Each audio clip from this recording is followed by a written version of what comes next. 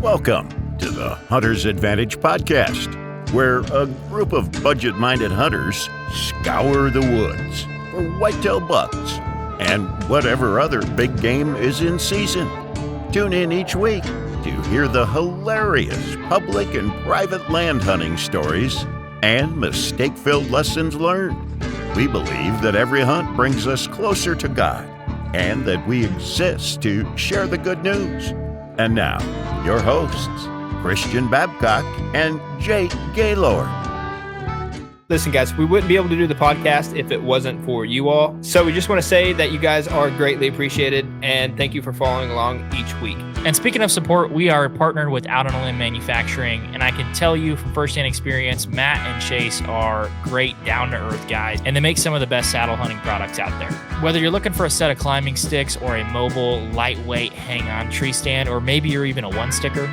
You mean tree Pilates? Yes, tree Pilates. If you've been to the grocery store or the gas station lately, you know that Uncle Joe is doing his absolute worst to take all your money. That's why we need hunting gear that lasts year after year. And trust me, I've been rocking the same Out on a Limb Shakar climbing sticks for 4 years and the Ridge Runner 2.0 saddle hunting platform for a few years as well. This gear is built to last. We can confidently say that Out on a Limb is the best bang for your buck. And it's the best gear if you want to deflate a big old buck. Ooh. Make sure you use code HNTA15 at outonilimb.mfg.com for 15% off anything on their website. So if you can show them the same support that you guys show us, please go to outonilimb.mfg.com and use code HNTA15 for 15% off at checkout. Now let's get back to the podcast. Hey everybody, welcome back to the Hunter's Advantage podcast. Today we got another internal for you, and you're probably looking at this title wondering what's going on here. But before we get into that, I'm joined by Peyton and Jake. How's it going, everybody? OCO. OCO. OCO. That is hello in Aloha. Cherokee. Yes, and goodbye. That's hello in Hawaiian. Yeah. So Look at us, diverse. Look at us. Look diversity. At us. So I think we got a pretty good episode for you guys today. And if you're reading the title, you probably think, what makes these people qualified to talk about shooting big bucks? Well, get your notepad out. Because you don't need any lead in your pencil to write down what we know about it. But the reality is all we can talk about is our experience. And I feel like since we grew up in a certain way where nobody killed big bucks besides the people that had good access, we've had some success over the last 4 to 5 years. And all we can talk about is that experience. Well, you haven't had that success, but I'm just kidding. But yeah, so we're just going to share today. We're going to talk about basically what we've done going from small parcels and hunting around home for basically our whole life to how we've kind of branched out and been able to kill some of these bigger bucks. Because growing up, what's the biggest buck that you'd killed or seen killed in Craig County around you? Oh, seen killed? Yeah, there's been some big ones killed, but what's the biggest buck you'd ever killed before you left Craig County? Before either that one or that funky one, but I had relatively good access before the neighbors swooped in. But what about you? I didn't even hunt until about 3 or 4 years ago. Duck hunted. Yeah, duck hunted, but deer hunting not so much. Why didn't you deer hunt? Because there's no big ones, right? Yeah, because it sucks 99% of the time. That still but hasn't it's changed. that 1%. That still it's hasn't that changed. 1%. I think we need to explain our situation, like deep dive into that just a smidge more. All right, go ahead. You know what I mean? Well, Yeah. Okay. So I assume we're like most of you guys, where the private you get is either family land or maybe it's a buddy from church, from a family friend that allows you to hunt. But with that same access, they allow either maybe 4 or 5 other family members to hunt, or a few other kids from church to hunt, or whatever it may be. But you're competing still on that private piece. It isn't like, okay, I have a solo corn feeder, I can put a little kill plot right there, and it's just sole access. Most of the time, that's not the case. And so with that being said, what it leads to with, at least here in Northeast Oklahoma, is you can look it up. The land is segmented into like 20, 30 acre chunks. And on that 20 or 30 acres, if you have 4 family members that hunt, sometimes that can equal, 4 bucks getting killed on that 20 acre chunk per little segment. So if you and your family kills a buck and maybe get 2 or 3 down, and then your neighbor kills one, and then your other neighbor kills one, it's like that can ruin the age rather quickly. Yeah, it does. And I did want to say before we got too deep into it, this is for the podcast for the person that is like year after year is going into it and getting the same results. Like they're, hey, I want to shoot a buck that's bigger than 110 inches. Well, the reality is if there's not one that's bigger than 110 inches or they don't get over 2.5 years old, you're probably not going to be able to do that. Or maybe you get a little bit of that fool's gold, which has happened to me time after time again, where it might be really good for 1 year, and then all of a sudden, you go on 3 or 4 years, and it just crap. But then it has that one good year again where you're like, hey, I got a couple good shooters. And so you're spent, like, wasting time, but not wasting time at the same time because, like, you might get that good buck, but it's like finding a needle in a haystack. You know what I mean? So you're spending a lot of time in this one particular stand hoping to kill that buck when reality, if you spent that time elsewhere, you're what am I trying to say? You're in the ball game. The labors of your fruit. The fruit of your labor. Yeah. Yeah. You get what I'm saying. Yeah. Sorry, this isn't coffee. I'm just kidding. It is. Yeah, I mean, there's a lot of people that might click onto this that listen to our podcast already and say, well, I already killed big bucks. Well, this probably isn't the one for you then because they're but I think the larger swatch of the population or people that deer hunt aren't the people that are putting 170-inch bucks on Facebook that they're killing every year. It's the people that are, man, I'd really like to be able to get a Pope and Young with my bow or get an opportunity at a Pope and Young with my bow. And if you're like us, and the private pieces that you have, they're very small and segmented and multiple people hunt, then you're going to struggle to do that year after year if you don't have a good age structure or have a good place to hunt. So, but there's some ways to work around that can help you kill bigger bucks, and we wrote some of those down today, and that's what we're going to go over. But anything else before we get into it? I think that's a good preference. Yeah. No. I think it's funny, too, though, because people say, oh, it's not that hard, or anybody can do this. The majority of the people that are struggling to kill big deer are not putting it on Facebook and saying that. So, like, we see that in the comments all the time. The average guy is not the person that's killing. There was a stat that said, like, 90% of bow hunters will never kill a Pope and Young buck. And it's like, so the majority of the millions of people that hunt are not in a situation where they're smacking a big one year after year. And that's why I think this kind of stuff is important. It's like, how do I put myself in the game? How do I get into the chips? And I think there's some ways to do that. There's some are ones you already know, and then some are a little more unorthodox. So we got 4 ways that we're going to talk about getting in the game to kill bigger bucks. And so I say we jump into the first one, which is to kill a big buck, you got to hunt where big bucks are. And that is a lesson that trail cameras will drag you to the depths of hell in, because every once in a while you get a nice buck on your family piece or your small piece that's easy to hunt by your house, and you're like, see, there are big bucks here. Typically there's not many of them, though. So you got to hunt where they are. What are your guys' thoughts on that? You got to kill a big buck, you got to hunt where they are. Yeah, there's not many in Oklahoma. I mean, at the end of the day, I think, we talked about this a lot last year 2 years ago when we drew into Kansas.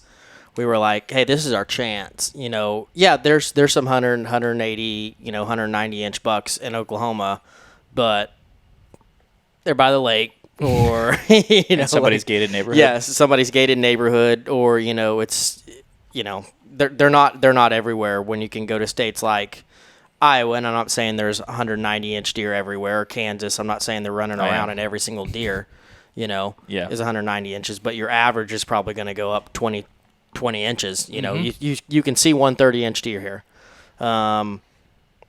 They're not just everywhere, but you're like, okay, that's a nice deer. But if you go to Kansas, we saw just driving around, looking, we saw 150, 160-inch deer, and we're like, yeah, you can't do that in Oklahoma unless you're talking about a 25,000-acre piece of private, or somebody's putting thousands and thousands of dollars into food plots, and XYZ and all that. They're not just naturally there. Yeah. Well, you should probably set your expectations for where you live in the country. A big deer in Alabama is different than a big deer in Kansas or a big deer in Oklahoma. I'd say pretty much anywhere in the country, 130-inch deer is a good deer. I would shoot that anywhere. That's a great deer. But to somewhere in the South, like you're in a Louisiana, Mississippi, or Alabama, those are probably what we're calling a big deer. I see a 130-inch buck. I'm like, that's a big one. Mm-hmm. I call that a giant. You know how many comments I've got on when I said, I just shot a giant, and it was a 131-inch 8-point, and everyone's like, that's not a giant. I'm like, to me it is. To me, it's a That's a big toad. 8. That's a big 8. Yeah. So the killing. I mean, Carroll does have a 6 point about that big, so That's true. I mean, maybe that is a little small. I know. That's what I'm saying. Yeah, rookie numbers. Yeah, but it is relative to where you're at. So killing a big buck, that's why we didn't say killing a 150-inch buck, because that's a big one wherever you go. But it is relative to where you're hunting. So keep that in mind. But at first you got to hunt where they are. And I've seen this situation. I think you've probably seen it too. You guys both have, is you hunt the same property year after year after year, and you think that, okay, me passing 3-year-old bucks is going to get the quality or the antlers up a ton. And the reality is, when you don't control your neighbors and you don't control the other factors, is it's really hard to do that. You can. It's just really, really hard to do it. Well, that's kind of the situation that my private piece is on, right? So I got a pretty good chunk of land that I can hunt, but most of it is farm ground. It isn't necessarily cattle. There's a good chunk of cattle to the west of it, but where I am, it's just a big pecan grove, and it even has a nice creek running all the way through it. Like it's. I would love to hunt that like somewhere in Kansas, 100%. Because there'd be beans on all the sides of it. Yes, yes. But my neighbors to the north, and then obviously there isn't really any neighbors to the west, just because that's all cattle ground. It's just straight cattle pasture. And then the east, they like to shoot deer, and nothing wrong with that. That's just the way it is. And then so therefore I don't see very much action. I used to whenever the neighbors to the north, because I got tree line on the north, or a thicket of trees to the north and a thicket of trees to the south. And used to, it was just a transition zone from the north piece to the south piece, and especially during the rut, that's when I used to get all my action, right? But since the neighbors to the north seemed like it was the 4th of July during opening gun season, since that started happening, I haven't been getting that movement. And I think the deer have realized, hey, this south chunk over here, which I'm really good friends with, he does everything the right way.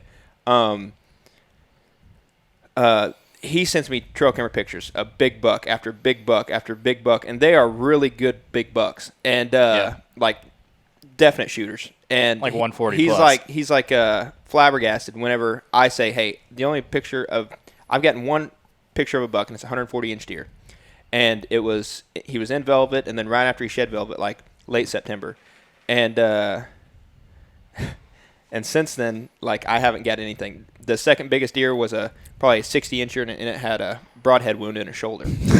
And I'm sorry about that. That was it. No, it's fine. It's fine. Hopefully he'll throw a big rack when he's like 110 inches, and I might take him. Hell, I don't know.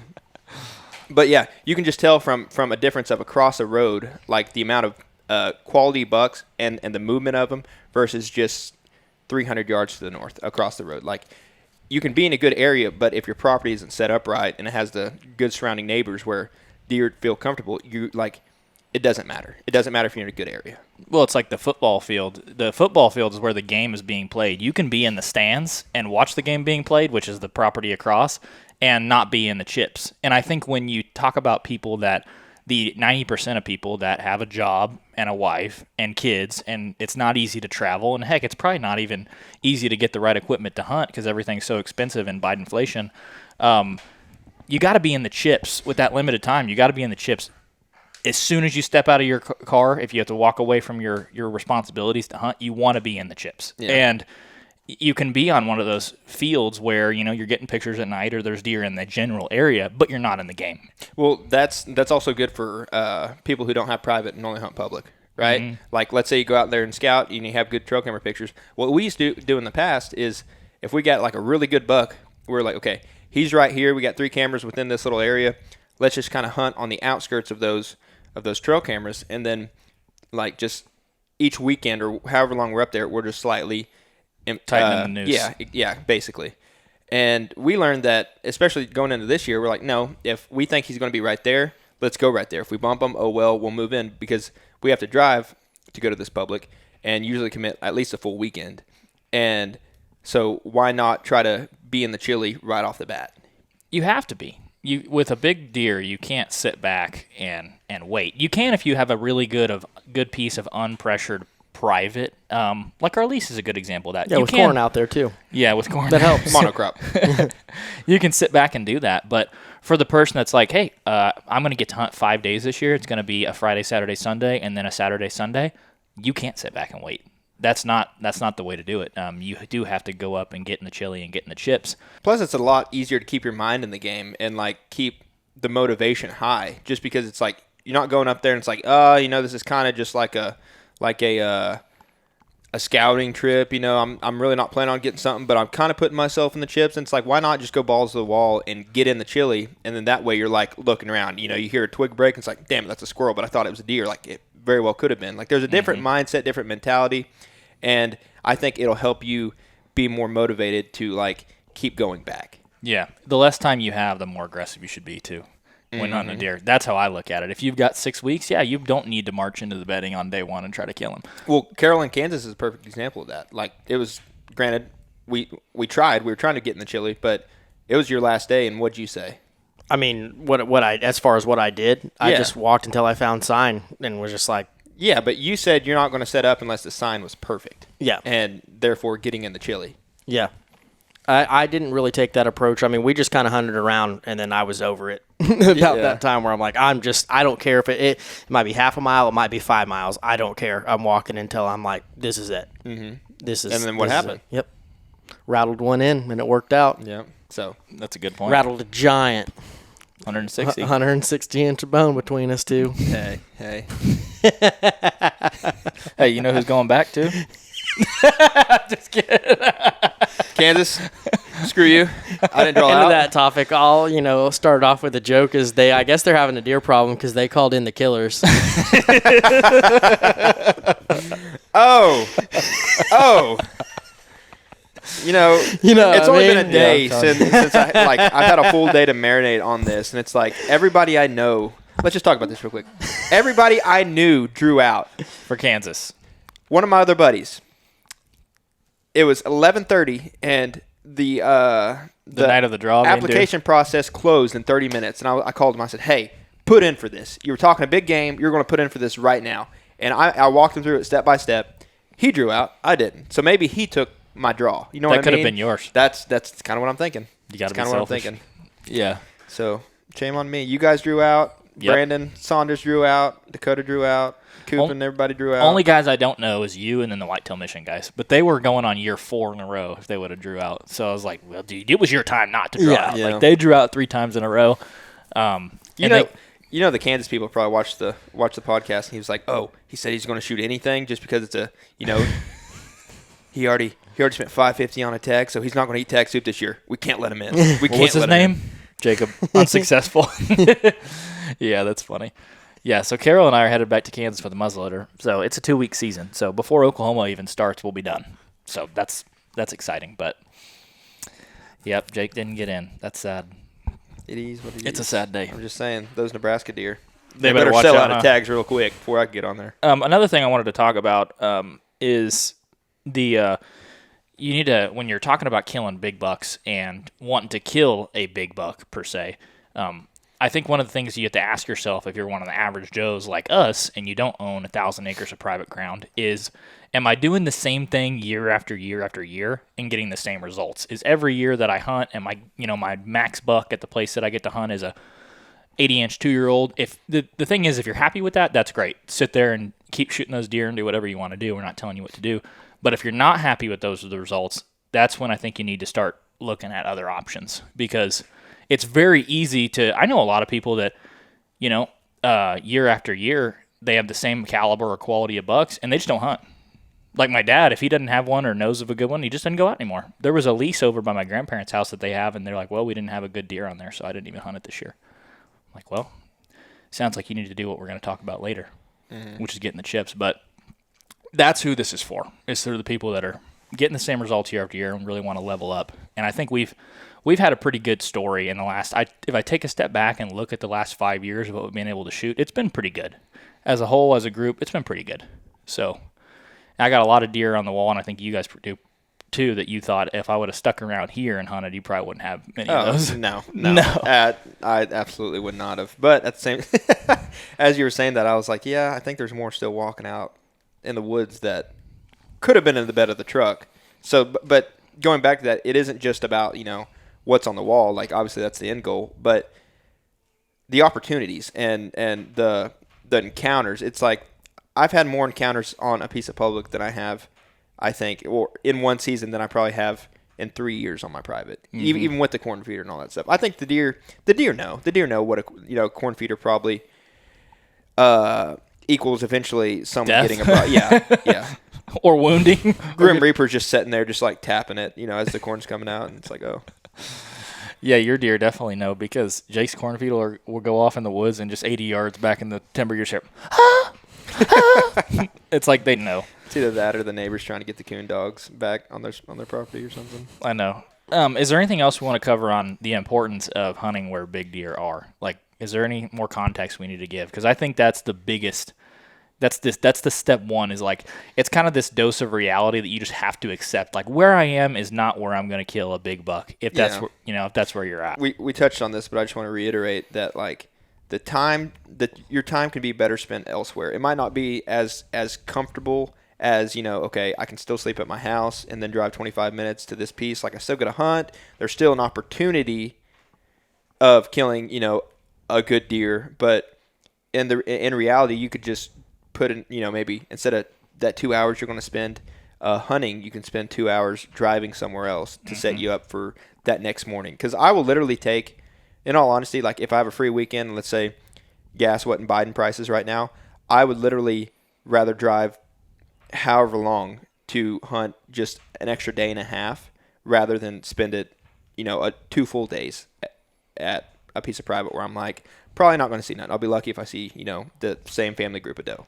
Well, I think that's the situation the majority of people are in. Like, we've tried to get some of our buddies to come to public, and like, oh, I don't really want to spend a weekend away, or I don't want to do that. And you're like, okay, then then you're going to continue to get the result. And every once in a while, people will pull out a big one. You're like, maybe you're the smart one and I'm the idiot. Yeah. But, I mean, I don't know about you guys, but for me, knowing that I'm hunting in a place where a big deer lives makes it a hell of a lot easier to get up in the morning. Because I wake up and I'm like, whether it's with trail cam pictures or just historical data of hunting there for a while, like when we go to Kansas and I get in the stand, I'm like, there could be a 170 in that timber over there. And that makes it so much easier and so much more motivating to get in the stand. When you're hunting at home or a piece that you've hunted for a decade and had terrible results, it's like, I don't want to go out today. It's kind of hot.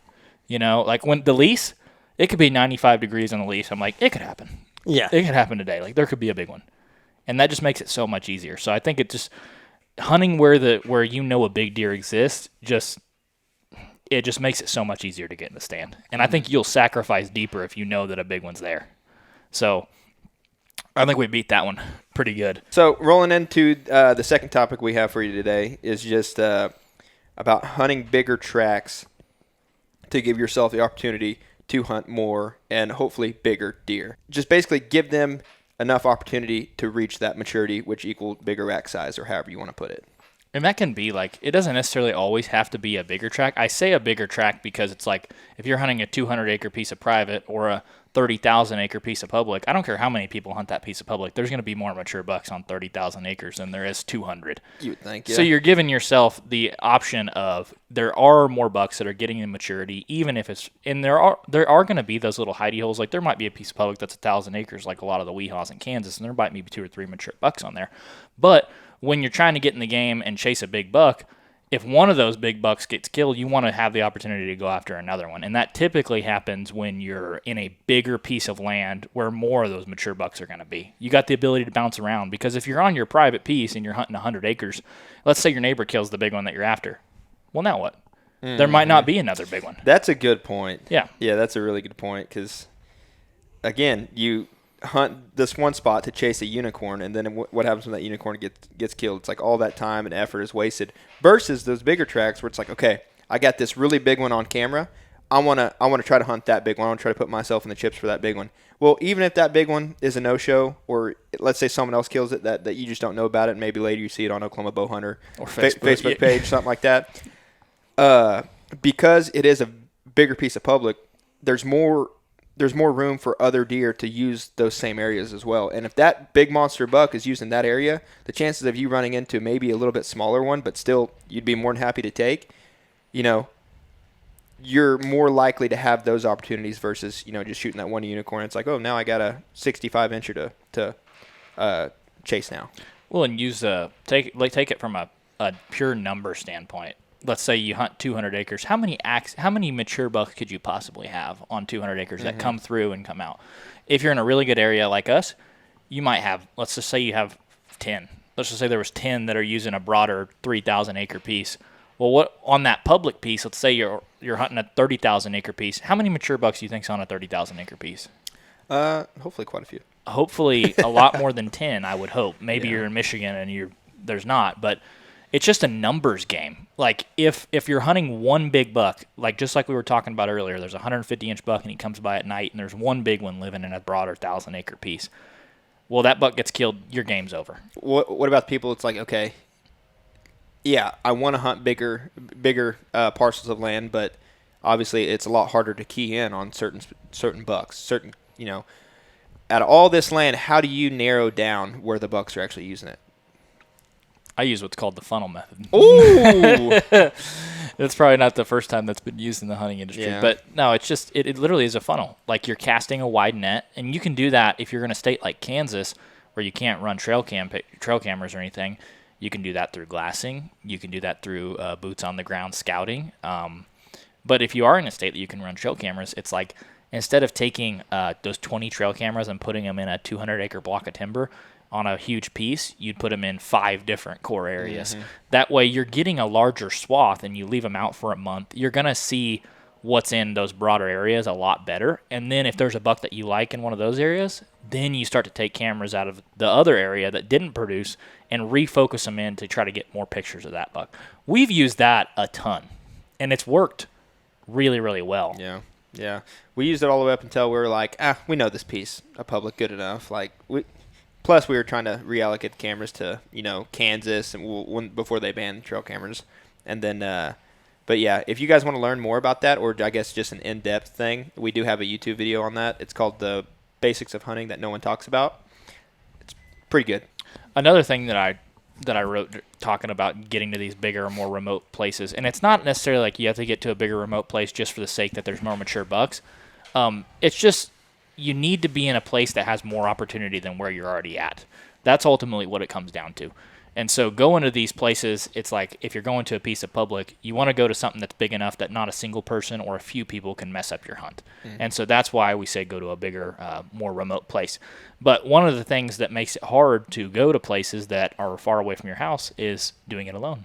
And that's one of the reasons I don't want to put in with northern Kansas for you guys, because I was like, well, I could either I feel like I beat that horse dead on the last podcast, but it's just like it's no fun. Like it's really no fun doing it solo. Like we can and we might, but there's nothing like that, camp mentality where it's like, hey, I didn't see anything, but you get back to camp, it's like, you see anything? You see some blood on some fletchings, and you're like, let's go, flexing out. Yeah. Well, the reality is like hunting it. I think it's very communal. Like Lauren's always asked me, like, oh, what is it all about? I'm like, really, it's about spending time together. Because Justin the other day was talking about. Stop. You're gonna make me cry. Justin was talking about if he could get this one lease by his house Justin's my uncle, that he would quit going to where we all hunt together. And then Brenda, his wife, goes, no, you wouldn't. He said, you just go down there to spend time with those guys. He's like, oh yeah, you're right. He's like, yeah, that's ultimately what it is.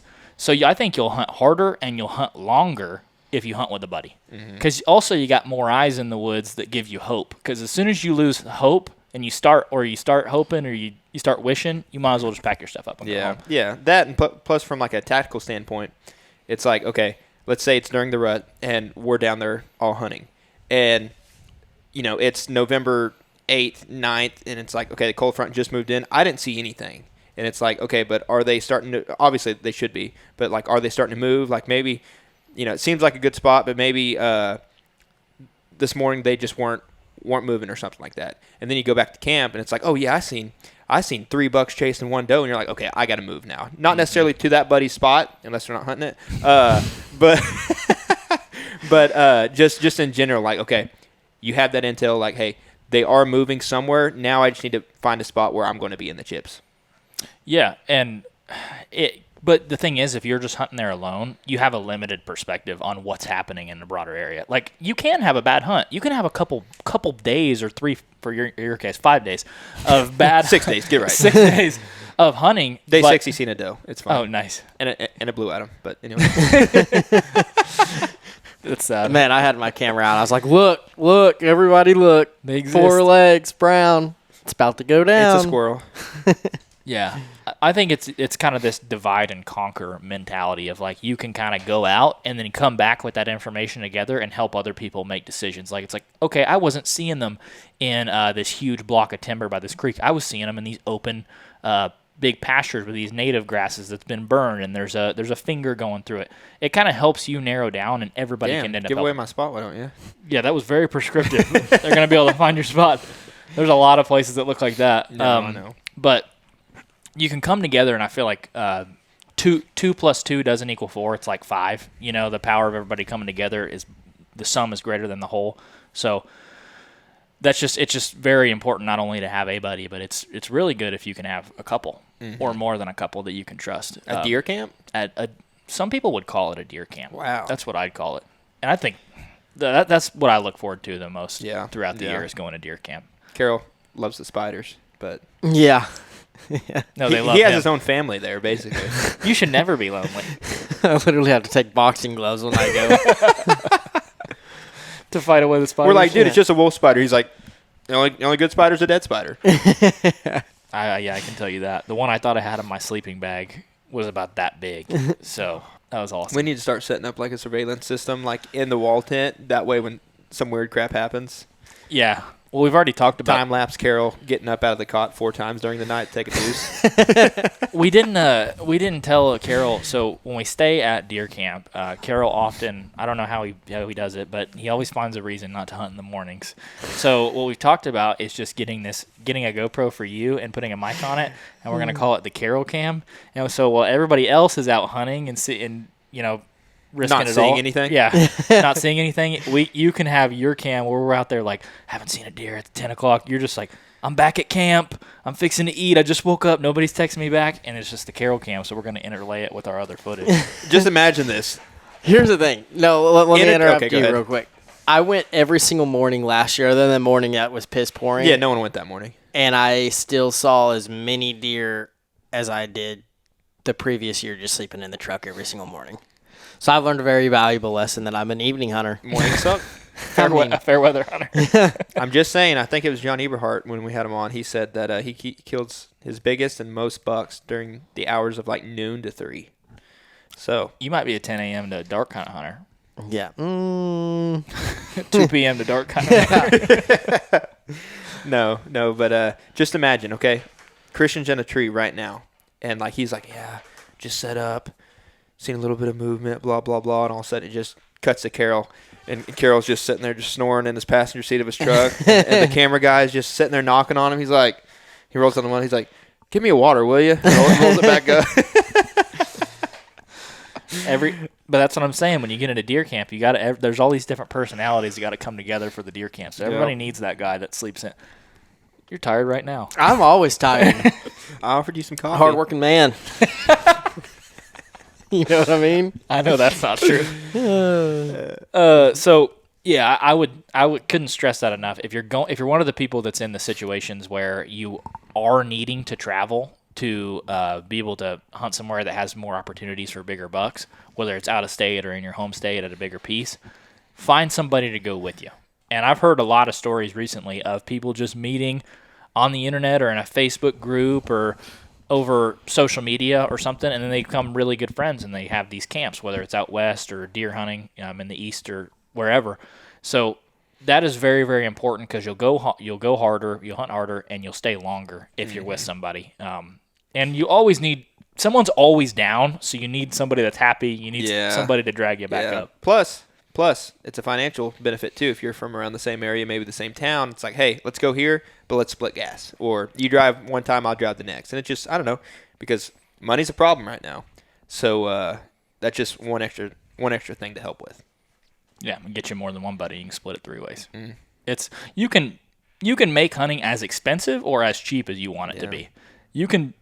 I think you could go away if you split gas and went pretty cheap, like bologna sandwiches and stuff. You can go hunt for under $100 in a weekend. I love bologna sandwich. Like bread, about a gallon of mayo, and then put some jalapenos and some bologna. That's it. That was Chef's kiss. That was our Kansas meal. I remember getting back to the truck when we were hunting different places, and it was like a 40-minute drive back to Jake's house. So I was like, bologna. I'd just take 3 or 4 pieces and stack it about that high. By about day 4, I was sick of bologna sandwiches, but it was very economical. So it's very good. Yeah, find you a buddy to hunt with, and that'll help you. I think that'll just be a good help to everybody. Find you a deer camp too. Moving on to number 3 that we wrote down. If you don't have big bucks in the area that you're already in, there's only really one way to go from there, and that's away from where you're hunting. You can or you can pay for access. So if you don't have bucks where you're at on your home farm or your permission piece or even the public near you, you're going to have to change something up, and that's either in the form of being willing to travel, either out of state or in your home state further away where there's more deer or bigger bucks, or willingness to pay for access. And I know for us, we've done a little bit of both. And I think both approaches work really, really well, but for us, both approaches do involve travel, even if you're willing to pay for access. So maybe just like you were talking about, in your home county, there's a piece of property that you could lease that would put you from out of the game to in the game immediately. But that does cost money.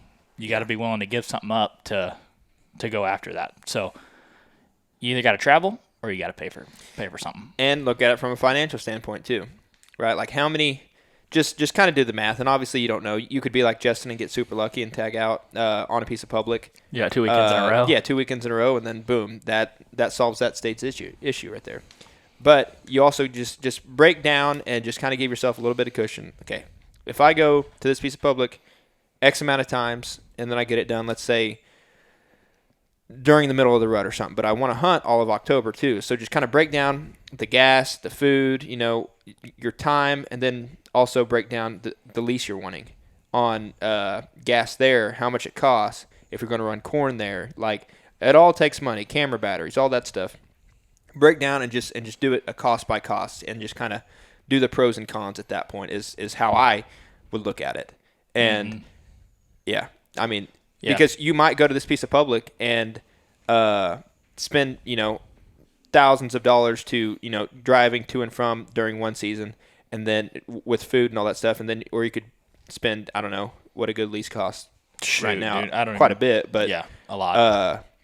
It might equal to, or it might just be like, no, I would rather sweat it out on public than pay that price. Well, and you got to ask yourself, what do you want to get out of it? Like, if you really enjoy hunting and you want to hunt a lot, maybe public is a better option for you. If you're only concerned with, like, I don't care if I hunt 5 minutes or 14 days, all I want to do is shoot a big buck, private may be a better option. And I'll tell you this, on leasing, you can end up spending a lot more working on the lease than actually the lease itself. Because I don't know if you've seen the price of corn or whatever you're going to plant, or $13 a bag. $13 a bag, and cameras are really expensive. Batteries. Batteries. Get out of here. Solar panels, you mean? That's the way to go. Yeah, solar panels, exactly. But all that stuff costs money. So it's just, you got to analyze whatever situation you're in, and if you can afford it, I think it's fun to have both. I think it's fun to go hunt public, and I think it's fun to get you a lease. But the reality is, if you're not in one of those situations where you're getting a cheap lease from a buddy, or you're getting an in or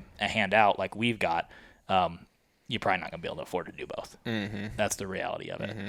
So in most situations, you're going to have to travel either way. Well, you got to think about, so yeah, along the same lines of kind of traveling a little bit, maybe, you have a car, truck, whatever it is, but you're like, well, I could hunt my family land here on private, but the thing is, like, the gear situation, I want to kind of talk about that a little bit, because that is kind of important for your mindset as a whole, because where we hunt, we have a lot of pines and stuff when we go to public, and typically a climber, a hang-on, pine trees are just awesome to hunt out of, just in general. Every tree's a hunting tree. Yeah, but when you go to Kansas, your climber isn't going to work, and you carrying a couple sticks and a hang-on like that kind of sucks, I'll be honest.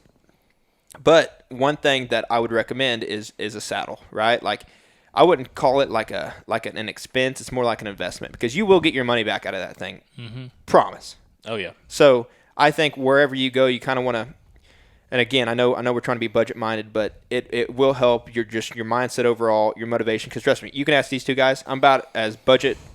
I'm a tight ass. Just say cheap. I'm cheap. Okay, I'm cheap. That's why you're sitting on a couch that has basically A softball under me. yes. Yeah. I'm pretty cheap. So with that in mind, it's like I didn't want to get into the saddle game either, but it is kind of like a buy once, cry once. Because, dude, you get that, and then you get, like, really what I'm trying to say here. You get good gear, which good gear is, like, well-made, light, and the packability is just great, right? If you can mesh all three of those things, it'll help, honestly, you stay out there longer. I know I'm not trying to make this a commercial or whatever, but that is something that has helped me through these past couple seasons. Oh, yeah, you got to have – yeah, the mobility aspect of it is something that changes the way that you hunt, especially if you're hunting these big pieces. You can go – it's like what is the go further, stay longer? What brand is that? I don't remember. I don't know what that – I think it might be Sitka. Go further, stay longer. I think that's their slogan. But you got to have stuff. Their slogan should be yeah, we're expensive, but it's worth it. No, their slogan should be buy once, cry once. Yeah. That's what it should be.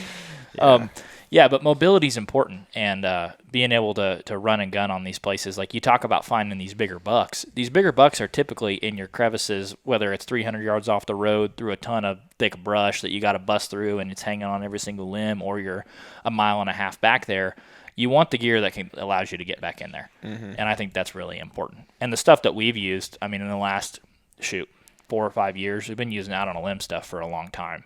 Whether it's the platform or their Shakar sticks, cutting down on weight from a hang-on, it's pretty important. Dude, it was so sketchy. Like the very first time, like sitting on a platform like this big, and you're like, you pick it up and you're like, this thing ain't gonna hold me. Mm-hmm. And then you put it in, you actually latch it on. You're like, okay. Everybody knows that first feeling of like sitting in the saddle for the first time. You go to lean back. And you're holding on to that dang and you rope, you only have your tether, and it's like, just in case, I'm gonna wear my lineman's belt just in case until this thing gets loose. Mm-hmm. You know, and yeah, it's sketchy, but I promise, like I'm like, it's a like woo, freaking jumping back, like yeah. I don't even care if I fall. Yeah, put that backrest on. I'm like 6:30. Sun didn't come out for another 30 minutes. Your brother was telling me how much he sleeps in his saddle. I was like, "Are you serious?" He goes, "Oh yeah, right here, just right there, sleeping."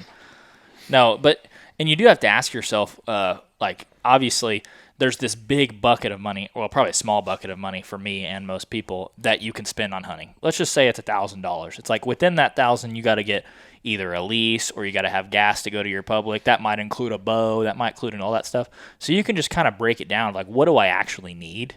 And then buy that this season, and then the next season buy another thing, and the next season buy another thing. It doesn't have to be like an all at once expense. It can't be. If you do that with hunting, you have a large bank. You have a lot more zeros than we do. Well, it kind of reminds me of like the duck hunting too. When we used to go, we were like, layout blinds, don't have them.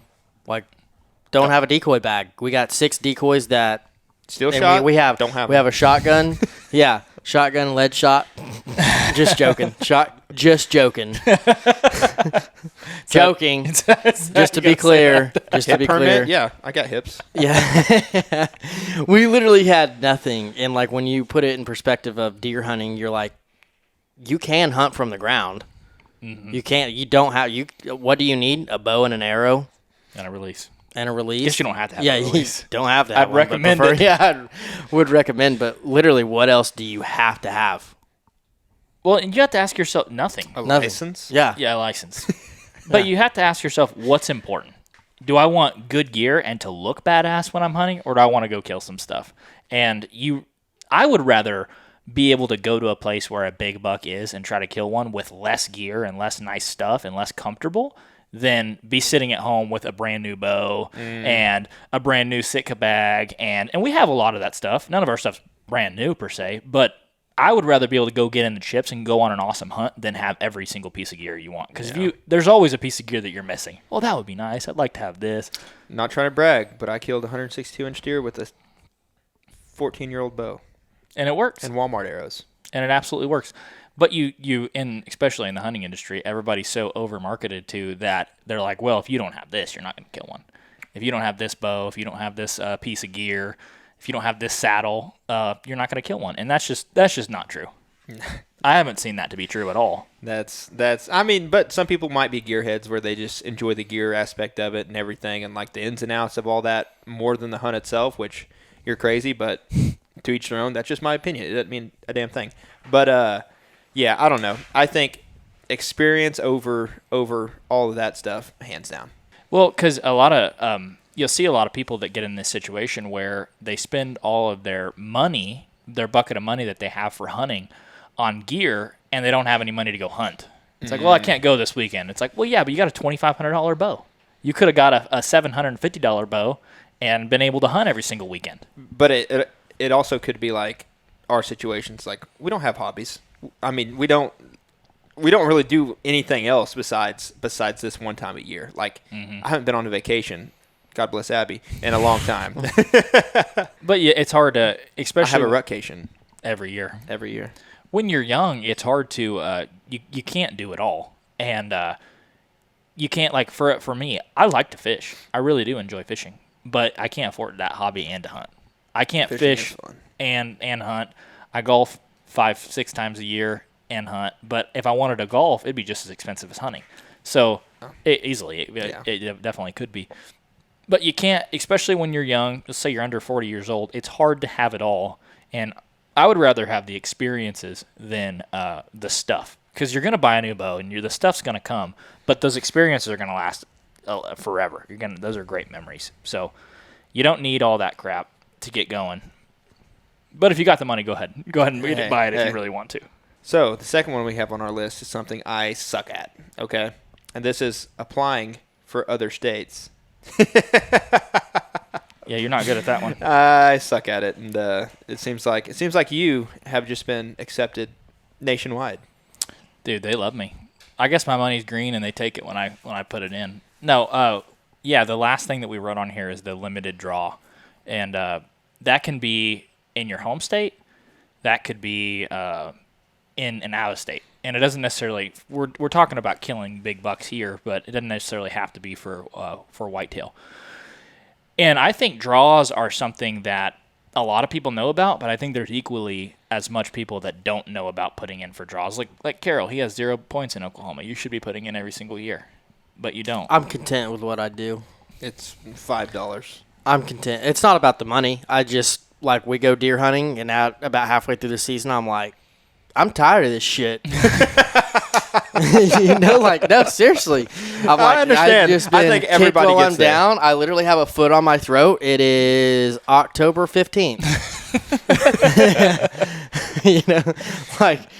We talk about this as far as, for the draw hunts. Like, we got into Kansas. I'm down to go to Kansas, but then we talk about going to Nebraska. We talk about, like Missouri, Arkansas, and I'm just like, dude, I have battles in Oklahoma that I still haven't settled. So I'm not too worried about going and doing this. And maybe, I would have to take a step back from whitetail if we were going to go do something else, but I don't have the drive to go do this, all in one season when I'm just like, dude, I haven't even finished one of the 2 tags in my home state. That's something that I don't know. Because in my mind, especially for Oklahoma, it's already a 15, 25-year venture to be able to even draw out for like an antelope or an elk or something like that. And so, I don't know. Christian's probably more head over heels about this than anybody about like the whole draw space. But you did make a good point the other day. You were like, I'm not like applying for now. I'm applying for 10 or 15 years, of my future of my future self. Where I may not feel like going to Colorado now, but then I will. Well, the second that you get the wild hair that you want to go do this stuff, you're 5 to 7 years behind. Yeah, it's like you have to kind of like investing. It's the hunter. Yeah, exactly. It's just like investing. You're investing for your future self. So it's like, well, can I go on a mountain goat hunt today? No. In 20 years, will I be able to go on one? I could probably afford to if I scratch everything together in 20 years. Maybe not with Bidenomics, but dude. You want to talk about that? No, I don't. I just, depending on who wins this election, right? Like, it's just, we might be hunting primitively, yeah, for our food. Yeah, I know. That's a good point. But the draws, yeah, if you want to hunt a big buck, the draws are a great place to start looking. And it's not only just like, putting in for Kansas or putting in for Iowa, which those are great places to hunt. But you can be putting in for these places like wildlife refuges, like state parks, big pieces of public that are heavily managed but with very little hunters. That's what you're doing.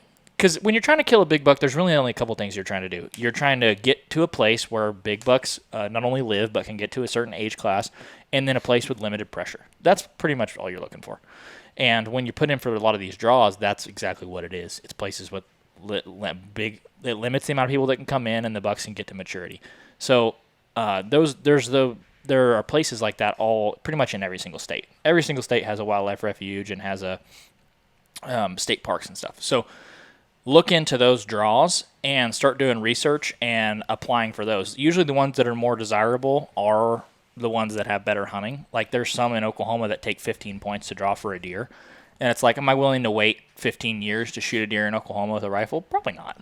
Probably not. I'd probably rather go to some place that has a little bit, like the recurve hunt. That's a good example. The ceiling's a little bit higher. The ceiling is higher. You're trying to go to those places that the ceiling is higher, and you might only get one of those every 3, 4, 5, 6 years, but that's okay. You're basically ensuring yourself a quality hunt every 3 or 4 or 5, 6 years by applying to those states, and especially if it's your home state, it doesn't cost very much at all. Yeah. Cost is not part of the equation. And I was able to do it with the recurve. I could have shot 2 bucks on my recurve hunt. That's 2 bucks that I would have never had access to. And a lot of times, they're bonus tags, too. So it's like they don't count towards your season limit, which is really fun. At the Hunter's Advantage, we live by the KISS slogan. You were not supposed to tell them that. No, I meant we like to keep it simple, stupid. All jokes aside, Exodus is the definition of keeping it simple. Let's say you aren't really sure what arrow setup you should run. The Exodus Arrow Builder will help you build the right arrows for your exact setup. Or if you don't have time to change those trail cam batteries in the dog days of summer, Exodus has a great selection of cell cameras and regular trail cameras, and if you pair them with one of their solar panels, you'll be set for a long while. I've shot over a dozen deer and a big old black bear in Saskatchewan with these arrows, and I trust them to fly right and get the job done. And they have something for everyone with the Exodus NIS micro diameter arrows or the Exodus MMTs. So if you want to save money on Exodus arrows, cell cameras, or anything else they got on their website, make sure to check out ExodusOutdoorGear.com and use code HA10 for 10% off. Once again, that's ExodusOutdoorGear.com, and make sure to use code HA10 for 10% off at checkout. Now let's get back to the podcast. So where's a good place now? Obviously, like you're listening to us, but like for a deeper dive into like the tags and the draw hunt application processes and stuff like that, where could they probably go to learn a little bit more about that? So on the whitetail side, I don't think there's a ton of information out there. If you want to learn about like the western side, so stuff, pretty much everything that's not whitetail, I listen to Remy Warren quite a bit. He's really good on the elk and the mule deer, and telling you about the states and how the draw applications work, because every state's a little bit different on whether it's a quota or it's a bonus point system or a preference point system or a lottery system. There's a bunch of different systems, and within states you can actually have 2 of those in one state. So that's what I'd say on the western side. But as far as the whitetail side, you can really just look at a state that you're wanting to go and see what's available on the application season, and that's typically before May. I would start looking, because most states are closing in May and June and some even in April. But that's a great way to draw a tag and be able to hunt a class of buck that you would normally never be able to. Like in Oklahoma, per se, the place that I recurve hunted, that is my only shot in Oklahoma of killing a 200-inch deer. I think it's one of my only shots. There we go. to killing a 200-inch deer. So that's something to look into, especially for the folks that don't have a lot or good access. It's like at least every 3 years, say you can't travel to hunt public and say you can't afford a lease. Start putting in for some of these draws, and in 3 or 4 or 5 years, you're going to hone your skills enough through hunting these bad places where you can go to a good place and kill a good buck. That's just the way that I think about it. And putting enough irons in the fire to where you can really you can get something good out of it. It's like when you're catfishing, you're not just going to throw one pole out. You're throwing 3, 4, 5, 6 poles out, and you're just hoping one gets dragged in the water and you catch it before. That's how I think about limited draw hunts. and they're available for everybody. And especially if it's in your home state, it costs you like next to nothing. Also, if like, let's say you're not in a place where you can financially, like, hey, if for some reason I draw out, I wouldn't be able to go there because of work. I wouldn't be able to go on this hunt if I drew out. You can buy preference points too. And a lot of states, I think every state's different, but like most of the time you can just buy a preference point, and that way you can just build those up that way. Well, in Oklahoma, they offer what's called point guard. So it's like if you draw a tag and you can't go on that hunt, you can relinquish the tag and keep your points. So, a lot of times when you're entering in these draws, it's not like, oh, I just want to go this one weekend. You can do that, but you can also put that weekend and 3 other weekends that you want to go. And you really have no control over what you get out of that pile. Yeah. So you can guard your points by doing it that way. But it's a really good way for people to get good quality hunts for not a lot of money. I mean, that's ultimately what it is. So I would be looking into those. We've had success with those in Oklahoma. And a lot of the places we've hunted in the past, I've seen places we've archery hunted that somebody comes in with a gun and on a limited draw hunt and kills a great one. And that happens a lot. And there's a lot of times I wish I drew some of those hunts because you're like, I know where a big one is, but I can't get him with my bow. That happens quite a bit. But you can with a crossbow. Had to go there, Carol. All right, so getting back into the flow of kind of hunting where the big bucks are, or just maybe more quantity of deer are, we're kind of start going over our progression of our travel setups, kind of, right? Because like we started really hunting public in what, like 2019, 2020, something like that? We'd hunted it before then, but like where all of our eggs were kind of in that basket was 2020. That was the first time we like had to hunt public. We'd hunted it before a decent amount, but not like out of necessity. Yeah, that's true. So, kind of just being in the same boat of, 2020, we didn't have a lot of money. Most of the time we were like pinching pennies just to try to bring food there so we could eat. And going into like the summer scouting and all that, what we did is, let's say just a scouting weekend where we're just going down there to scout for maybe a Friday evening, Saturday, Sunday, and then head back Sunday. If we're not staying a long time, we're not bringing, the whole kitchen sink with us. It's also at 105 degrees in the summer, so it's like the idea of camping, it really sucks. I was looking at my truck the other day on the engine idle hours, and good God. I hope when I sell it, nobody looks at that, because there were so many times, like starting in 2020, where me, Carol, and Jake would all sleep in my truck, and I would leave it running just to use the AC in the summer. And God bless it. And I'm talking, it was a godsend. You'd wake up with 3 cricks in your neck, but you would definitely be very well cooled off. Yeah. So it doesn't really take a whole lot to go. I see a lot of folks like just because we read comments, we have people message us all the time. There's always a plethora of reasons people can't go or can't do something. It does not have to be expensive. You can literally sleep in the back of your truck, or in the bed, not the bed of your truck, in the cab of your truck. Yeah, the back seat. I spent 6 days in Wyoming and South Dakota sleeping in my driver's seat. The driver's seat? The driver's seat. The driver's seat. Now, I never wanted to go hunting again. Yeah. When I did that, but driver's seat's the worst seat. It's the worst seat out of them. Passenger, okay, throw your feet up on the dash. Back seat, you can kind of halfway lay down, but it's like driver's seat, you can't move your feet. You're literally sitting like this the whole time. You got control of the AC. I will admit that. That's the best thing. But yeah. Or the heater in my case. Yeah. That's why you're always in the back seat. I will give up a lateral position just to have control of that. Just have control of the AC.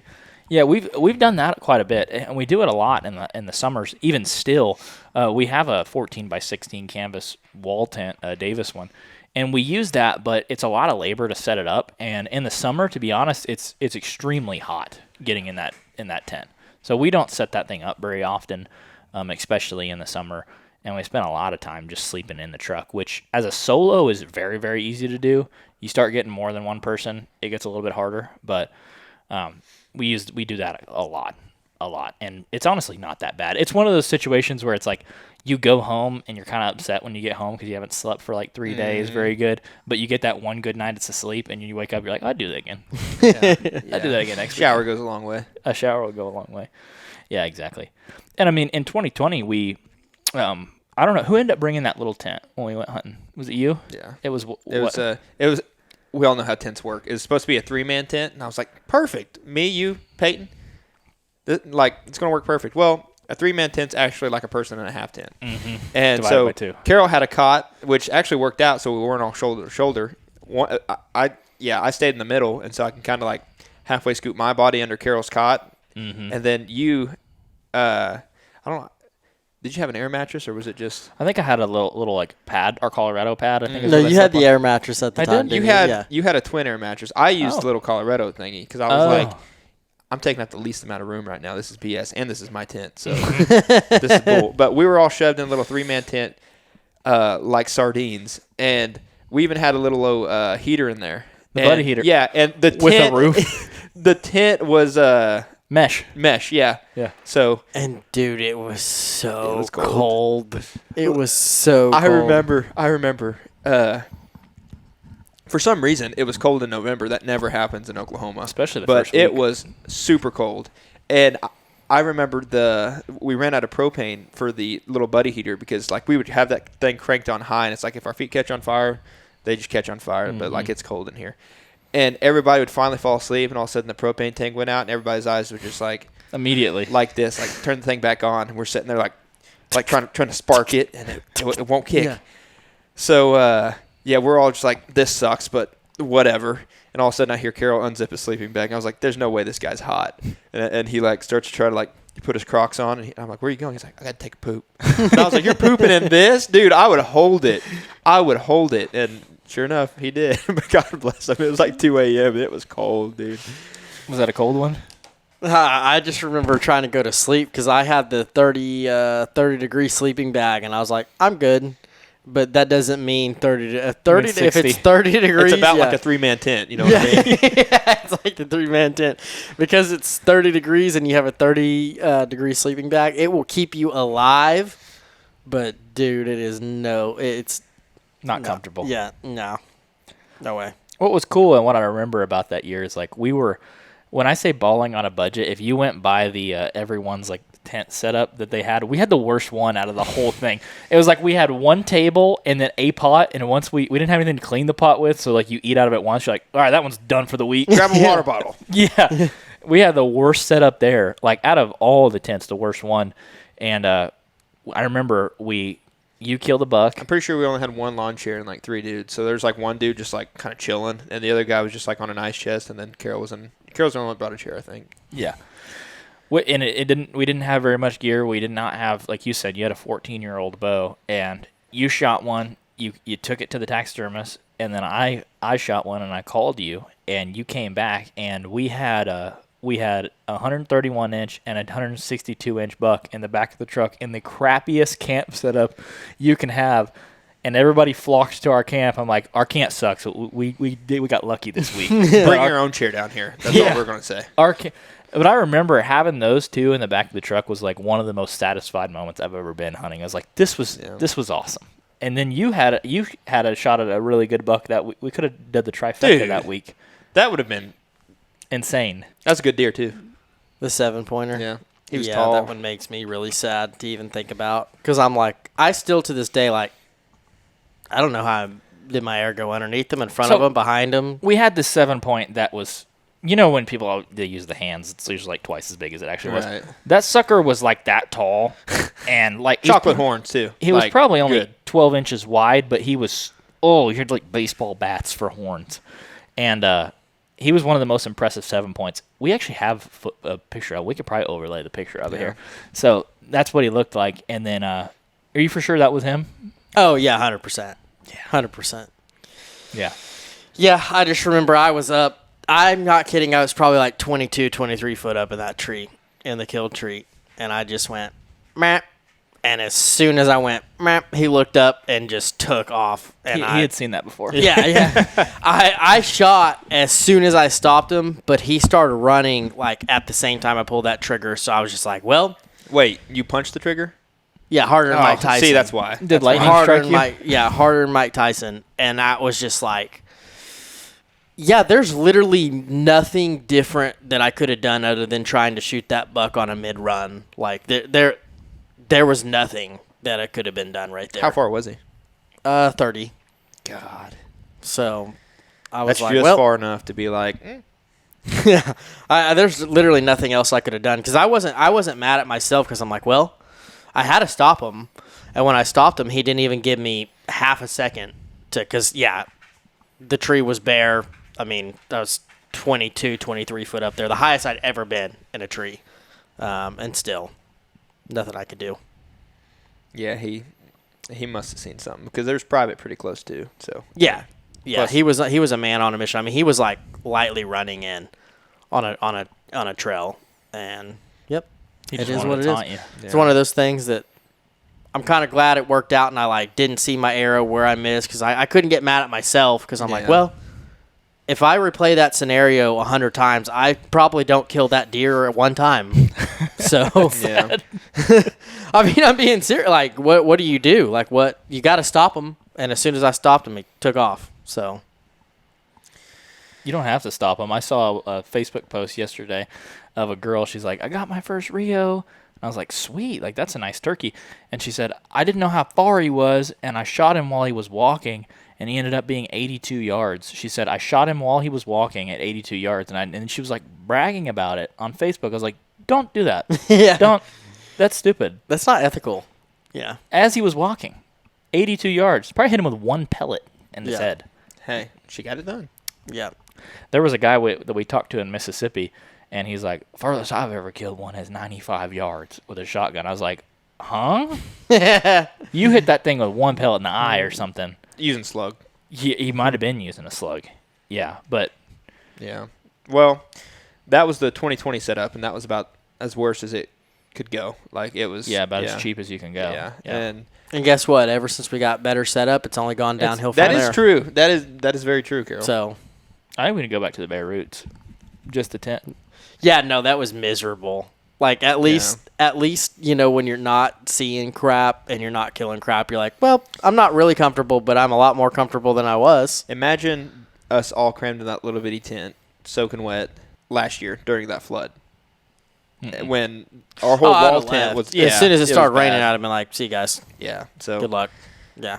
better gear definitely helps, but it isn't the end all be all. And it didn't kill deer. yeah, we didn't kill deer, or I killed one. It off me. Better gear Get off me. doesn't kill deer. It just helps you be more comfortable. Yeah. It rains every single year we're down there. Literally every single year it rains. So we I think we just need to time it. Get down there, right after the rain. Pump fake 'em. Because usually the rain, that brings in the front every single time. You're right, every single time. we need to get the most frustrating part is the water in the bottom of the in the tent. Yeah. Oh, that was so bad. Last year when we went on our vacation, it rained. What, 2 or 3 days in a row? It Just hard. piss poured. Yeah. So our It entire didn't just rain. It was piss poor. well, yeah, we had a puddle or a small pool you could have bathed in the middle of the wall tent. I mean, just water straight up pooled up. Something funny? I remember. So literally, it was like a small lake. We had our own lakefront property right there in the wall tent, and like luckily everybody was already in a cot, but we had all of our stuff like sitting up on the cots, and like all the dirty pots and pans, we were just leaving them to soak in the puddle. You know how that goes, just like your kitchen sink. So we're all sitting there, and we're all getting up in the morning. We put on our socks and pants, and we immediately slap on the rubber boots. Have to. And then Christian was moving around, and like half of his sleeping bag goes in the puddle. And he's like, "Damn it!" And he holds it up, and it's like just dripping wet. And it's like that's not gonna dry out for like 5 days. And thankfully I wasn't hunting that week, so it was fine. But it's You just slept in other people's. dude. No, I slept in that thing. That sucked. That really sucked. Yeah. Yeah. So 2020, very very cheap budget camp setup, and then as the years progressed, so did our camping situation, right? Because we got a good bargain on a wall tent on Facebook Marketplace, and then you can just acquire more and more things as we go on. We still haven't perfected our camping setup, No. because right now the wall tent is it's a traditional style. So if anyone knows about like the difference of wall tents, you can have like an A-frame or a traditional style. Traditional style sucks, and especially where we hunt, it's super rocky. How many bent stakes do we have? We don't Every have any, one of we don't them. have any straight ones. Yeah, every one of them. Yeah, so we're I don't know why we don't just pull the trigger on an A-frame now, but cheap.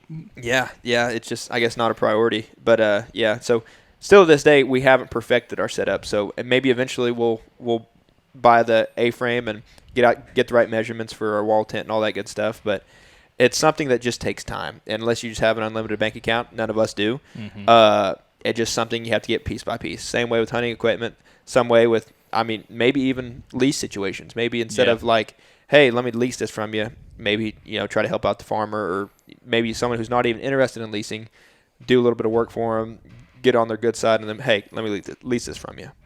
That's a good point. I think a lot of the goodwill that you can get from leases and stuff is just maintaining relationships with people. Like me and Carol's lease situation is just because we have a relationship with one person that helps us get on leases, and we've got a good bargain on our leases because of that. Because if we were to go out and try to lease what we have now at like a market rate, I wouldn't be able to lease either one of the places that I get to hunt on private, and that's the only private permission that I have. So that's really, really important. What blackmail do you have on them? I can't say, or I won't be able to lease. Gotcha. If I unleash my blackmail, I can't hunt it anymore. Also, what we've done too is I bought a camper shell off Facebook Marketplace for $500, and it doesn't match the color of my truck. It kind of looks goofy, but that's another way. She fits. Yeah, it fits my personality.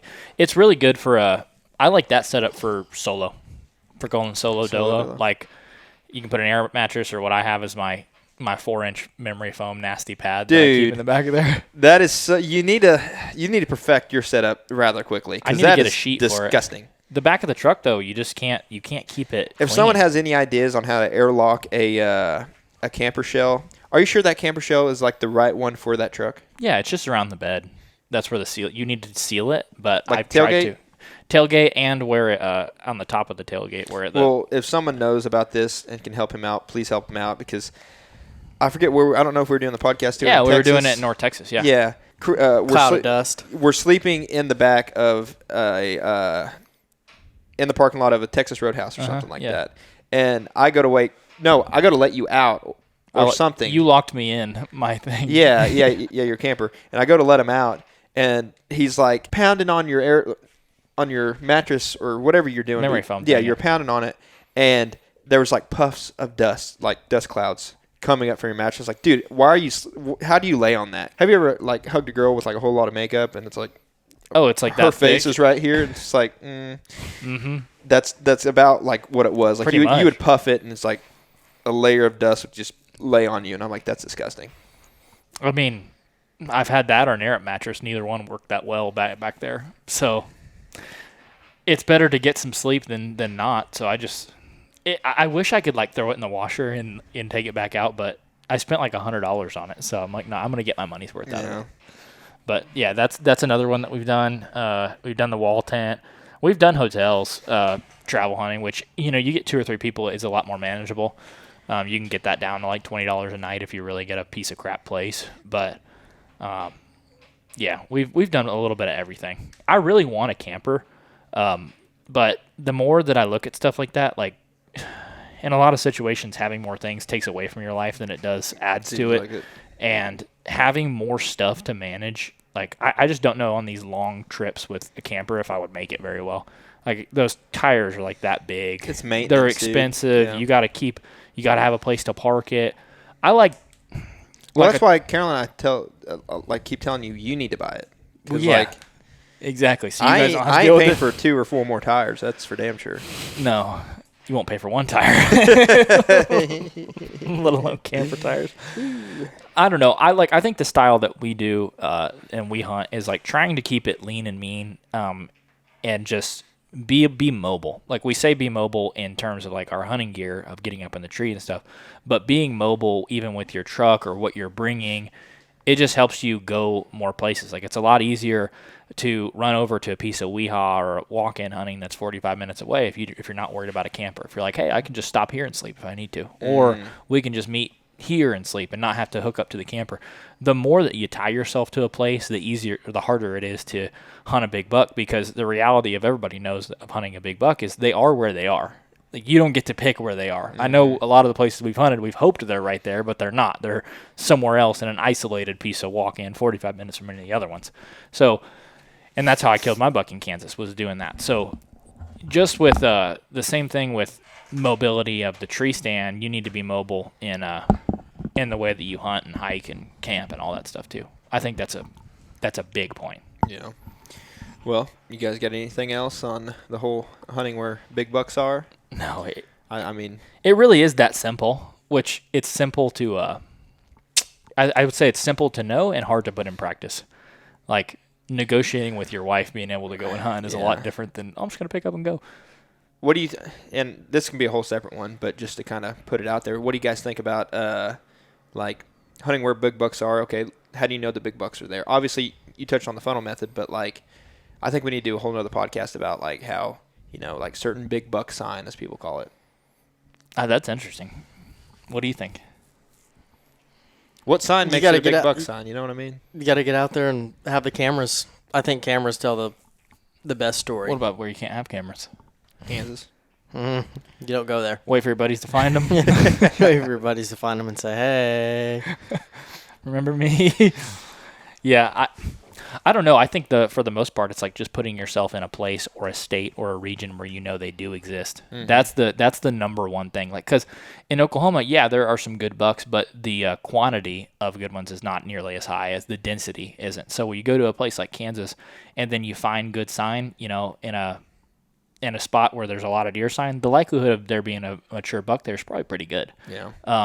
So you just got to put yourself in the chips, and it's so much easier said than done. Because like, you get off work on a Friday at 5 p.m., you're like, man, I'd love to drive 5 hours to go hunt somewhere. It's like, well, that's the reality of what it's going to take to kill a big buck. And I don't want to sound like a hard ass because I'm not. But driving is the easiest part for me. I'll drive anywhere to kill a good deer, and I do that all the time. Well, your truck gets good gas mileage though too. Mainly because I live in Texas. It's so hard to get out and go places. So I'm very used to traveling. I mean, I've drove all night to shoot a buck before. I've met Carol up there. Carol slept in the gate of our lease many times.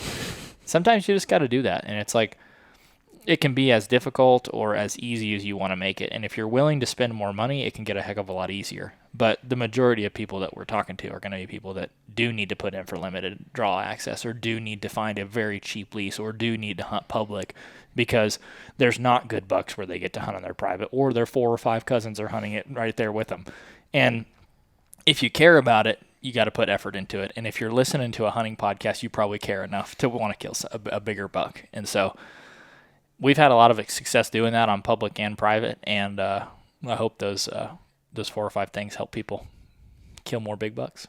I like it. And if you guys have any more tips or methods on how you find big bucks, or different opportunities where it might be able to help put other people in the ball game, join us down in the comments. And if there's any other topics that people want to talk about on the podcast, feel free to leave them below.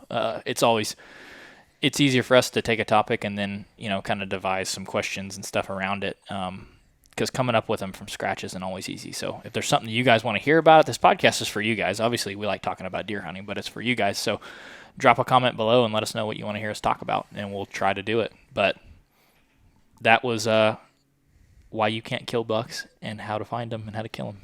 And just to reiterate, we're not professionals. We're not telling you Jake is. We're the end all be all. That's not at all what we're saying. This is especially just if alcohol is consumed. That is true. This is just our own anecdotal experiences and what we've learned from those. So take it as you will. Well, and if you kill bigger bucks than us, feel free to drop us a message and tell us how, because I'm still learning. But with that, we'll catch you guys in the next one. Jesus love you. Bye.